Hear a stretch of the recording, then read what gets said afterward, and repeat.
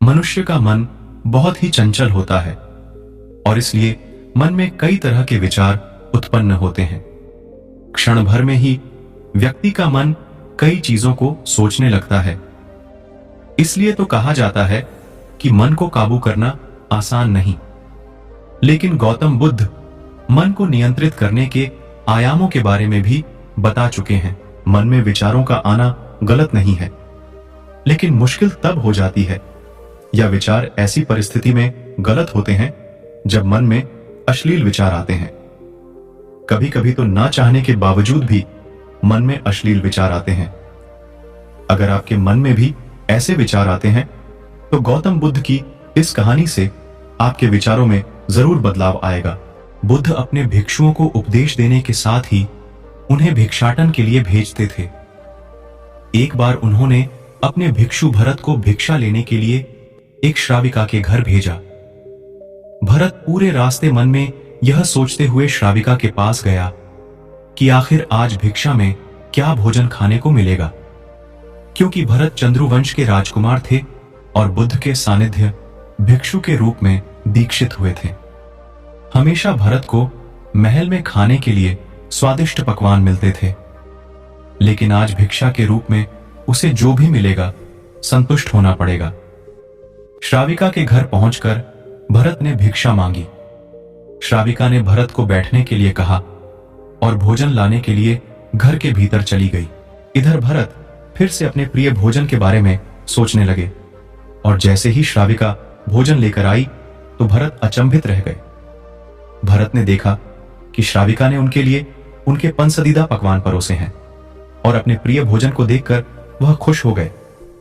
भोजन ग्रहण करते हुए भी भरत सोच रहे थे कि महल में तो उन्हें भोजन के बाद विश्राम करने की आदत है, लेकिन आज उन्हें भोजन के बाद वापस तेज धूप में चलकर आश्रम जाना होगा।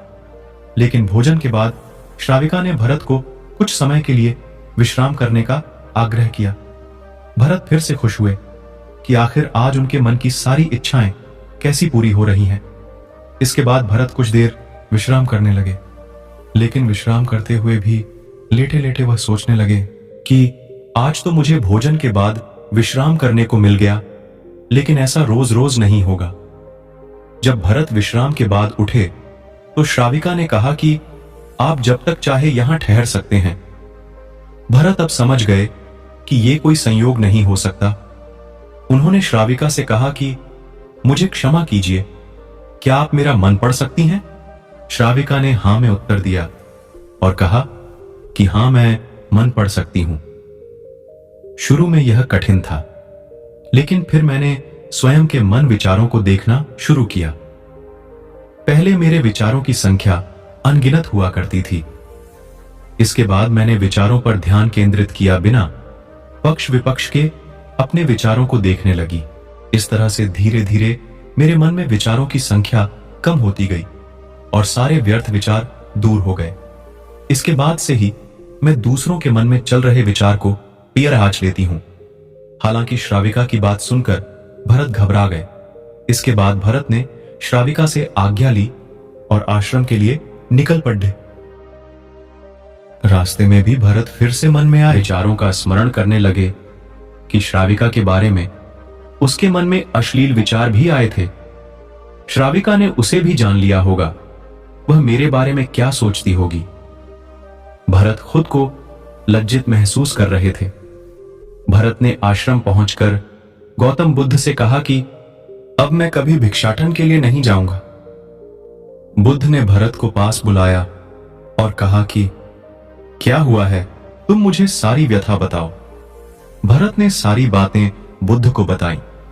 इसके बाद बुद्ध ने कहा कि अगले एक हफ्ते तक तुम भिक्षाटन के लिए उसी श्राविका के घर पर जाओगे, लेकिन तुम्हें इस बात का ध्यान रखना होगा कि कल भिक्षाटन के लिए जाते हुए तुम अपने चित्त को पूरे होश में रखना।